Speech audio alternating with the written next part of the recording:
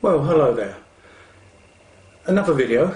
In today's video I'm going to be talking about my kit I use for recording outdoors. I have several pieces of kit that I use for different outdoor activities. So what I will do, I will go through it nice and slowly and explain some of the accessories that I use. I've bought a lot of gear over the last sort of 6 months, and mainly microphones, and to be honest, some of it is just not going to get used now. I think I've got what I need, but the trouble is I've got a lot that I don't need. I've wasted a lot of money.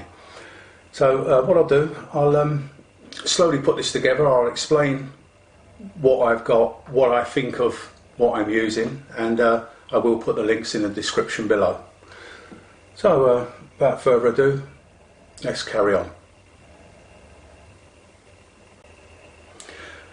Right, before we get into explaining the kit I use for outdoors, I think it only best to explain the kit I don't use.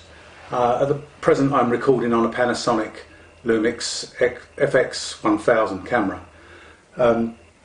This camera rarely comes out of me these days unless I'm specifically going out to take photographs. It's too heavy, far too bulky, and not waterproof. So it's basically, if I know I'm just going out 100% to take photographs, I'll take that, and that's great.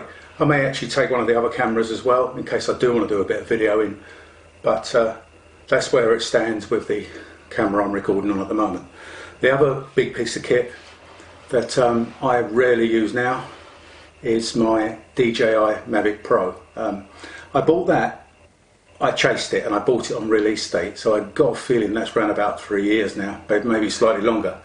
And at the time it was the smallest drone, compact drone on the market. And it's been fantastic to go out, carry it, you know, park up somewhere, walk, film, because again I'm more into videography than photography, and then come back. It's too big to carry up a mountain, and it's too big to be playing around with on a kayak in the middle of a lake.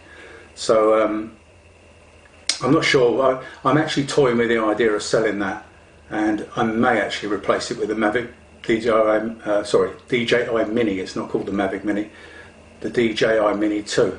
Although I'm wondering whether it's worth the expense, whether I will actually use it now. So there's some of my kit that I'm not using. Another thing that I rarely use now is the mic that I'm recording into at the moment, which is the Boya mic, which is on top of the camera. Going out with that on top of the Osmo Action, or you don't need it for the Pocket 2, but going out with that on top of the Osmo Action really draws attention to you. It really looks like you've got a dead squirrel on the top of your camera. It's far too big. So that's basically it's more or less going in the drawer now. So without further ado, we'll move on to what I do use. Okay, right, first bit of kit is my latest, is my DJI Pocket 2. I've had this about a month now, and I've probably used it about 3 or 4 times. I'm just going to take it out. Hold on. I'm not reviewing it fully. I'm just going to say, I'll give you a brief idea of what I think of it. It is fantastic. The picture quality, or the video quality on auto, straight out of the box as they say, is fantastic. You just switch it on and go, and that's basically how I'm using it at the moment. It's lightweight, compact. Obviously when you first use it you're a little bit scared because it is quite small. I mean this is a bit longer because it's got the do it all accessory on it, which it comes with the Creator combo kit, which allows you Wi-Fi. Now the pros are obviously it's light, small, discreet. So when you are, if you're walking through the woods and you haven't got it, the trouble is I end up extending it, but if you're just walking through the woods with this, people don't even notice you've got it in your hand. You may as well have a vape in your hand, you know, sort of this sort of thing. You really do sort of get away with a lot. As I said, quality of the footage is good.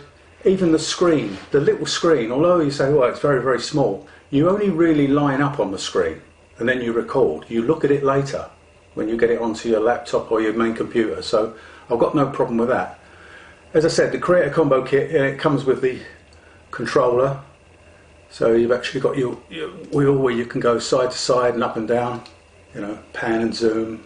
It's got loads of good points. It also comes with wireless mic, again in the Creator Combo kit, which was another selling point for me. So now I can sort of move away from the camera. I'm going to have it set up on a tripod and move away from the camera. Two downsides, one definitely, and one go away, is it's got an internal battery. I generally record in 2K 30, so I'm not on the top. You know, so I do switch to 4K 30 because I use it for zoom in post production. So I sometimes record in 4K 30, so I can actually zoom in or crop. Battery life so far, roughly, I'm getting round about 45-50 minutes at 2K 30. But then again, I am panning and zooming, and I'm not just pressing record and going along. I'm actually moving it about, so I'm operating it. So yeah, that's a definite downside, the internal battery. However, getting around that, I bought this, and this is just looking it up. This is a Ulanzi 680 milliamp hour power bank. Now, with this attached, I've been out for 5-hour walks, and I've probably lost 1 bar on the power on here, and I've still got full battery in the camera or the gimbal. Basically, it will recharge it 7+ times, say 7.5 times, plus the battery life that you've got when you go out. So if you go out 100%, say you've got 50 minutes, then you've got, say, 7 times 50 minutes and 25 minutes. So that's ample time for anything you'll be doing in a day. Some of the trips I'm planning this year, I'm going out for 2, 3, 4 days. Okay, then we move into a different area. If I haven't got electricity, then I've got 2 very large power banks that I have to recharge this one to use for that one. Not going into that today. So here we go. So that goes on there. Now, it's a little bit weighty. I don't know the exact weight. I'll try and put it in the description. So there is that attached there. Now it's extended it. Holding it like that, it's all still very, very lightweight. From there, I've got 2 choices. I can go straight onto my Gorilla Pod. And obviously, if I'm not going to bend the legs out at the moment because I'm going to be using this, but if I bend the legs out, then I can actually be, I'll just switch it on, I'm going to be going along and you know, quite comfortably recording. But what I tend to do, and a lot of the gear I'm showing you here, a lot of my equipment, it's used between the Osmo Action and the Pocket 2. I have my extension stick.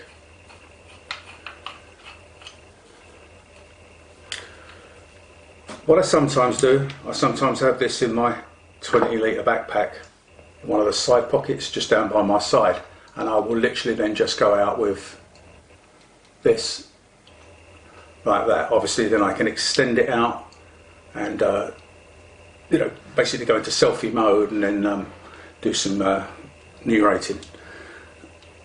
Got a nice extension.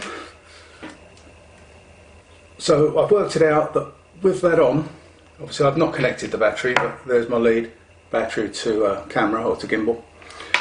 With that on the tripod, I can get it up to a height around about 150 centimeters. So basically, I don't take a full size tripod out with me. But this is my basic setup. Sometimes if I know I'm going to keep putting it on the ground, I will leave this attached to the bottom, obviously with the legs pulled in, and I'll just carry on. Then when I want it, I extend it, put the tripod down. The great thing about the Gorilla Pod tripods is if you're out in woodland and it's wet and you know you've got bumpy ground or whatever, it's much easier to actually just put this on the ground and adjust the legs than it is actually to adjust the legs of a traditional tripod. So that's basically my setup for my DJI Pocket 2. And if I just break this down a little bit, I'll just screw that onto the tripod stand for the moment. And as I said, before I move away from that one, you have the transmitter, so you've got a wireless microphone. They do supply a dead cat that can clip on the top of that, although I find pinning this whole thing onto my lapel, especially if I've got something like this, which is a quick dry polo top, does tend to pull it down. Or I'll use the lav mic and pin that on my trouser belt. Okay, before I move on to the Osmo Action, just a thing about a couple of the accessories that I forgot to mention.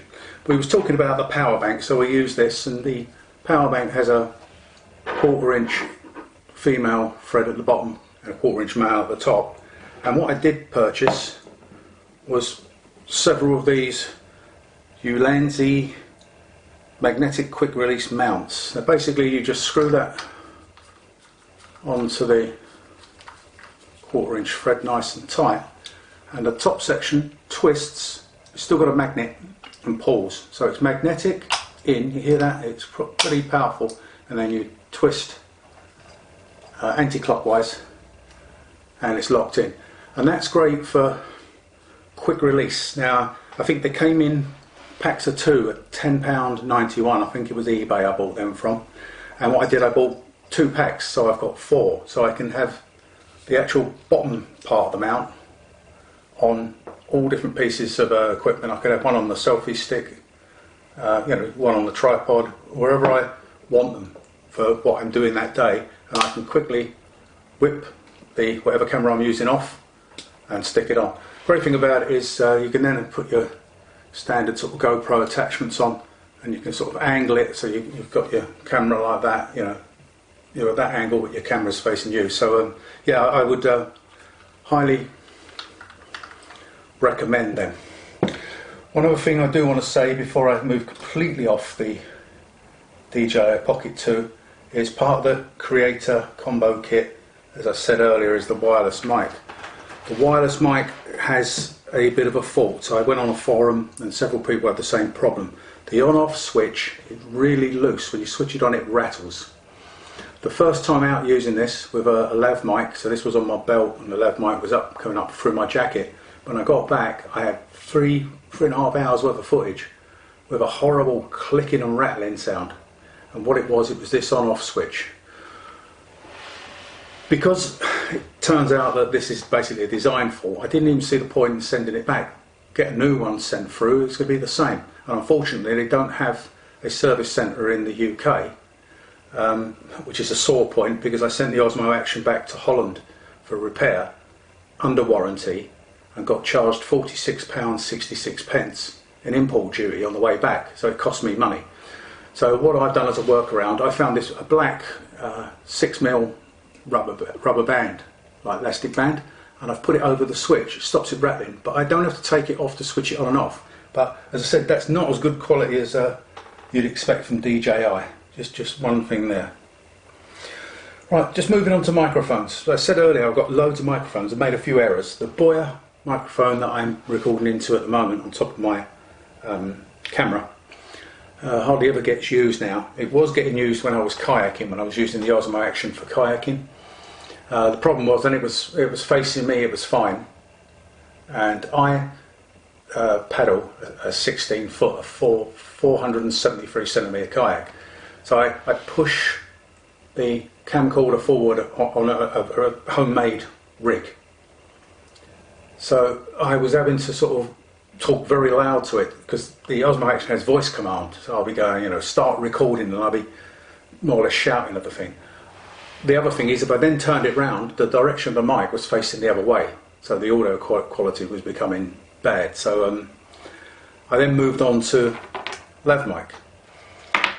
And as you know, if you own a DJI Osmo Osmo Action, if you're going to use an external mic, you have to use an adapter. The reason I bought the Osmo Action was mainly for kayaking, because without a dedicated waterproof case, it is waterproof to 11 meters. but because I was moving it forward in the kayak, because my kayak's so long, I was then really losing audio quality, and the voice command wasn't working at all. It was too far away. So I took the chance and I went to external mics. Left mic's okay, but you still feel like you're restricted. You've got a lead dangling along that's going up through your clothing and pinned on. So yeah, so I bought a lav mic, which I've used a couple of times. Other mics I bought the dedicated DJI mic, which I haven't got on me at the moment. It's in another case. But again, that only sticks out one direction. That would face you. So if you turned the camera to talk into it, the audio will be affected. Workaround, and this is a very good mic, is what's the make? EDUTIGE mic. Now it's, as it comes on its own, it's a beautiful tiny little mic. It would be very much the same as the DJI one. It would plug into the adapter and then it will plug into the camera, the wrong way around. But I'm not switching this on yet, but then you can see, well, you can't see, the microphone's facing me. If I turn the camera, I was still left with the microphone facing away. So a workaround for that was to buy a right-angled adapter, plug the mic into the right-angled adapter, plug the mic into there, and then all I had to do was just leave the microphone up, or to be honest, I used to tuck it right in, and that works fairly well. Now we're moving on to the Osmo Action, and as I said, the reason I bought it was that it's waterproof straight out the box to 11 meters, but once I started this setup, it's not waterproof. If it now goes over the side, even if it's tethered, it's destroyed. But right, I'm just going to remove this mic and then we'll carry on.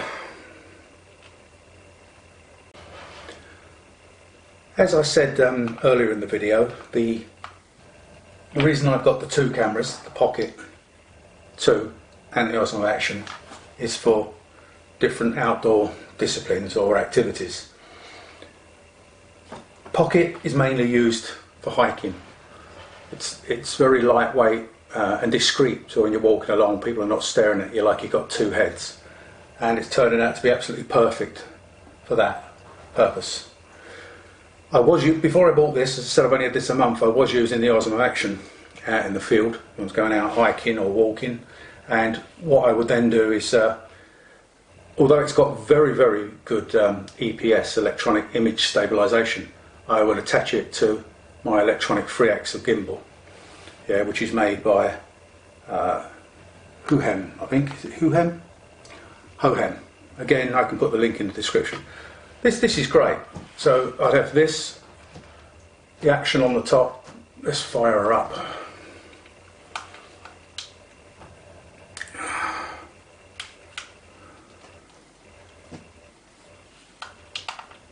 There we go. So I'd have the gimbal going, Osmo Action on, and walking along. It takes out a little bit of the up and down motion, but not all of it. Obviously I wouldn't have the tripod on it. I would generally again have the selfie stick attached. Now we're getting longer, and off we go. And obviously the facility to use the Gorilla tripod on the bottom. So yeah, it works out quite well. Issues with the Osmo Action: voice command does what it wants. One of the reasons for buying it, as I said, was mainly for kayaking and having it at a distance and using voice command. It picks up ambient noise, anything in the background, like anything, and half the time doesn't listen to you. So you're asking it to start recording, it doesn't.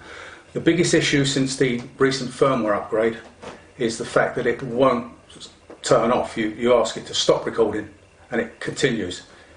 This is absolutely no good at all if the camera is 3 meters away from me, or 2 meters away, sorry, no, say 600 mil, yeah, 2 foot away from me. I've then got to, whatever, if I'm paddling, I've got to stop paddling, reach out, draw the the camera back. It's very annoying, the voice command, and it was one of the main features I bought it for. My old action cam was great, you know. Other than the fact, again, it wasn't waterproof, but it had a remote control and I had that on my wrist. But I'd have to literally stop paddling, stop recording, start recording, whatever, start paddling. And the idea of the voice command was I would just go start recording, take picture, whatever, and it should do what I ask it to do, and it doesn't. So it's very frustrating. It's been out literally a couple of years and they've never got round it. And so, yeah, it's annoying. It was an expensive piece of kit and it's not perfect for the purpose I bought it for. Then again, what can you do? But you know, again, you get good quality footage out of it, straight out of the box. It is what it is. I'm just explaining. I moaned about the voice command and I moaned about the quick switch. There's issues with the quick switch and people are going, oh, I haven't noticed it. It's because they don't use the voice command. But the point is it's there, so it should work. Right, so going back to this camera. So as I said, you have to put an adapter on, which is a pain. Can't plug a mic in straight out of the box. And this was my go-to setup. Not my latest, because I've moved on. So I had that. Now the great thing about that was that then if I was recording and I was explaining something and I did want to come round, go the other way, and then chat into the camera, the microphone would still do a decent job of picking up my voice because obviously it's above the camera. So it was good. I've since moved on and I'm now using a wireless mic, dedicated wireless mic for this. I will use that. I can't use that. I can use that on this because I've actually fitted a cold shoe on there. So I can fit the wireless mic or the receiver to the cold shoe, transmitter onto my belt, and then I've got a dedicated lav mic for that. So I've recently bought this and I reviewed it last week. So what I'll do, I'll put the link up at the top. So if you want to actually see my review on the wireless mic, good bit of kit, then you just click the link up there. So I've now moved on to wireless with the Osmo Action. Yet to try out in the field, but yeah, fingers crossed it'll work out quite well. That's more or less basically my go-to settings at the moment. I have filters for both. To be honest, I rarely use them. They're a pain to put on, take off. I have a nice little light, which is well, I could pin it on there, but again, if you've got the PJY Tech, as in, you know, you can put accessories on all over the shop. You've got, you know, your side cold shoe, and you've got your top. So I have got a little lamp. I suppose that will be mainly used when I'm camping, even while camping. So I can set that up, as I said, that onto there. Probably then the PJY Tech mount on there and camera, and then I can literally have the light on and I can still sort of do a bit of recording into the night. So the light will come into its uses, I'm sure, at some point. I'm not going to explain batteries and that. You all know about batteries. So that's my basic go-to kit. The Pocket 2 generally for hiking and that sort of activity. The Osmo Action for kayaking and static filming. So again, if I'm doing a review on a tent, I'll have the wireless mic connected. This can be extended off the Gorilla Pod to about 5 feet, 120 centimeters ish, and I can then move around and do my review on that. I won't use the Pocket 2 for that. I would use the Osmo Action because you've got the screen. I've never really used the Osmo Action with the app on my smartphone. However, I have used it with the Pocket 2 and it works absolutely fantastic. And that is another piece of kit, smartphone. We were talking about the big camera earlier, how I don't really take it out because it's bulky, it's not waterproof. My P30 Plus phone, smartphone, is waterproof to X amount of meters for 30 minutes. It's got a half decent camera on it, and it's lightweight, so obviously you're carrying that. If you're hiking, you're carrying that and carrying bits of this kit, then that's all you really need. Obviously I've got several cases. I think I reviewed this case the other week. Again, I'll put that link in the description, and